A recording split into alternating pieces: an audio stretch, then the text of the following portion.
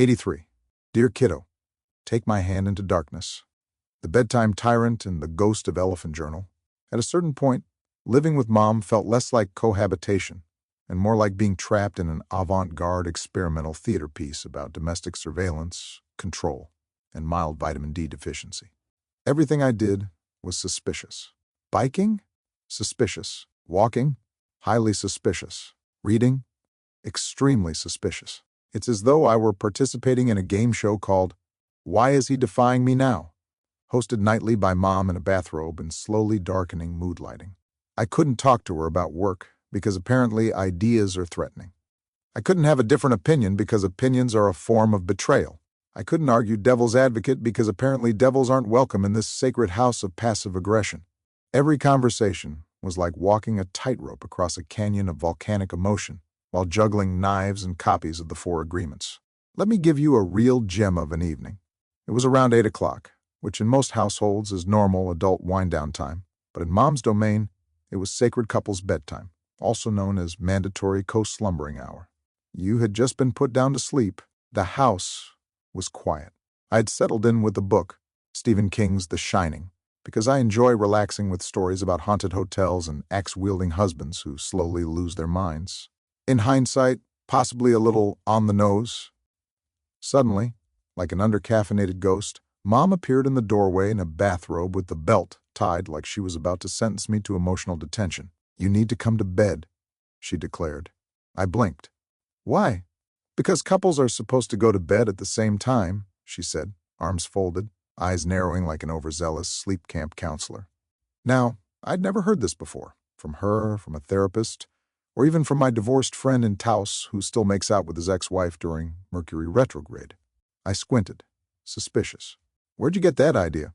And that, dear kiddo, was my fatal error. Because instead of replying with something reasonable like science or a shared dream, she said the 2 most terrifying words in the English language. Elephant Journal. Ah, yes, Elephant Journal. That feminist lifestyle site that's basically Tumblr with a yoga mat and a fake psychology minor.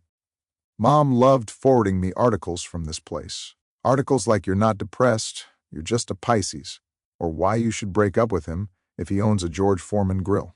Every article was written by some 20-year-old girl named Saffron or Starley, who once audited a psych class and now felt qualified to tell grown adults how to reorganize their love lives, moon cycles, and sock drawers. These women had never been married, never raised a kid, and their greatest accomplishment was probably owning a succulent they hadn't killed yet.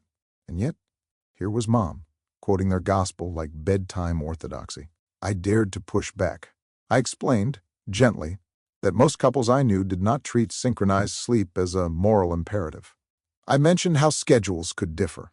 I even referenced, God help me, my own lived experience, which, as you'll learn someday, is one of the most dangerous things you can present to someone who lives in a world of untested beliefs and Facebook reposts. Her face changed. A low-grade pout began to form. The temperature dropped 5 degrees. Somewhere in the distance, a coyote howled. I knew what this was. It wasn't about bedtime. It wasn't even about The Shining, although, let's face it, ironic. It was about control.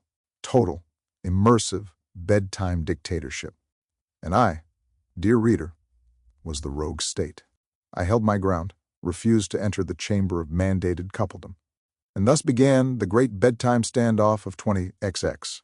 It would go down in history as the moment I chose liberty over linen, freedom over flannel, dignity over decorative throw pillows. And I'd do it again, even if it meant sleeping on the couch with Jack Torrance whispering sweet madness into my ear.